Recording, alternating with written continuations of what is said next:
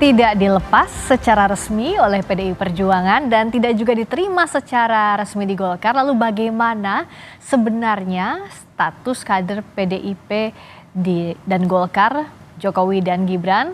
Apakah betul tinggal menunggu formalitasnya saja di Golkar? Kita akan bahas bersama politisi PDIP Aryo Seno Bagaskoro, bergabung juga politisi Golkar Bobi Adityo Rizaldi, dan Direktur Eksekutif Political Literacy Institute Gun Gun Herianto. Selamat malam Kang Gun Gun, Mas Bobi, Mas Aryo. Selamat malam Mbak. Selamat malam. Selamat malam. Kalau dari Kang Gun Gun lihatnya kenapa sih kayaknya kalau Golkar masih gamang, tidak menyatakan secara tegas status kadernya Pak Jokowi, Mas Gibran secara normatifnya tadi kan bahwa menghargai PDIP. Di sisi lain PDIP juga sudah tegas bahwa bukan lagi kadernya.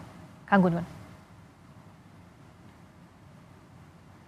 Kang Gun Gun tolong di-unmute.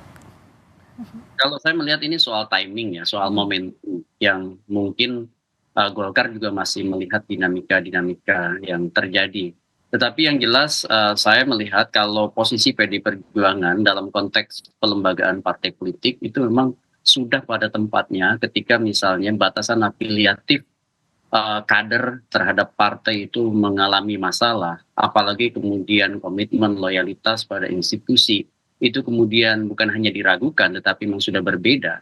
Artinya memang sebagai institusi partai perlu menjaga marwah dan kontestasi elektoral itu kan namanya sirkulasi elit 5 tahunan.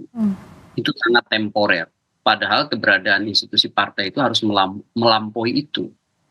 Kan bagaimanapun PDI Perjuangan sebagai partai yang menyejarah ya, punya pengalaman, punya banyak sekali elit partai politik yang kemudian sudah memahami, kemudian juga berkontribusi di Republik ini, dan salah satunya tentu Pak Jokowi kemarin. Tetapi ketika misalnya 2024 sudah ada keberbedaan yang jelas-jelas itu tidak lagi sama, maka sudah pada tempatnya kemudian PDI Perjuangan juga bersikap. Ini hal yang wajar saja. Begitupun menurut saya di Golkar, ketika ada kader Golkar yang memang berbeda, dan itu perbedaannya sangat strategis, di momentum-momentum strategis tentu Golkar juga akan bersikap sama seperti PDI Perjuangan. Oke. Kang Gun Gun bagaimana menerjemahkan ini? Ya kalau saya lihat ya, posisi Golkar ini kan juga partai yang punya anggaran dasar, anggaran rumah tangga yang jelas, termasuk juga dinamika internal relasi kuasa antar orang yang juga tidak mudah. Golkar itu surplus politisi yang senior juga dan punya basis pengalaman luas, ruang jelajahnya juga luar biasa, sehingga ya bisa saja di awal kemudian Pak Jokowi dan Mas Gibran misalnya taruhlah berlabuh di Partai Golkar, tetapi apakah Golkar sebagai institusi itu juga mudah dikendalikan? Kan tidak juga. Jadi ada proses menurut saya pasti juga ke depan akan terjadi dinamika-dinamika baru ya. Sekarang pastikan membangun komunikasi politik tuh positif ya, mutual benefit, mutual understanding. Tetapi dinamika 1-2 tahun ke depan kan kita nggak tahu. Contoh misalnya ketika pemilihan ketua umum selalu ada dinamika.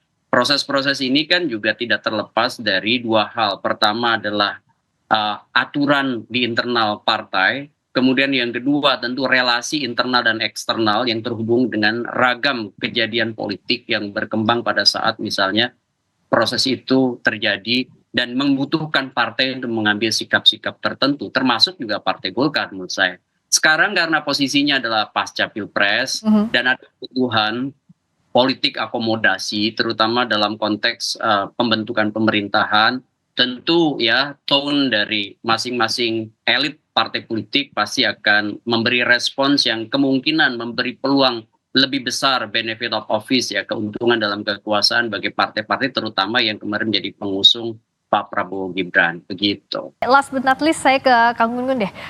Masih mungkin atau tidak sih kalau dengan realita hari ini Pak Jokowi dan Mas Gibran punya kendaraan politik, partai politik yang baru setelah meninggalkan dan ditinggalkan PDIP? Ya kalau punya kendaraan politik baru untuk membentuk partai baru rasa-rasanya berat ya.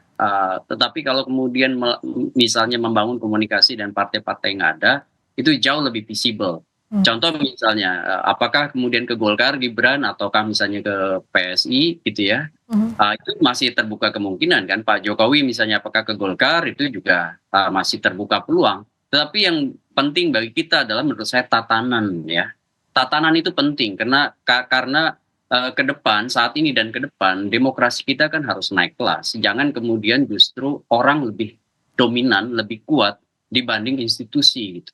Jadi harus ada penghormatan pada aturan-aturan main organisasi dan harus ada juga yang menyediakan diri untuk kemudian menjadi kanal suara berbeda. Contoh misalnya PD Perjuangan, saya mendukung ketika PD Perjuangan misalnya menjadi bagian dari kelompok oposisi.